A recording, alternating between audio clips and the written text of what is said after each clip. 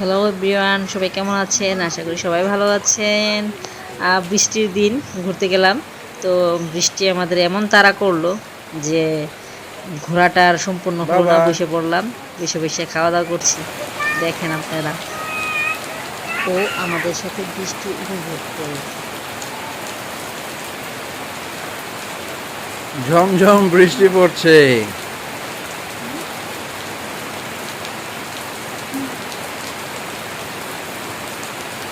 আমরা একটি শেডের নিচে আশ্রয় নিয়েছি।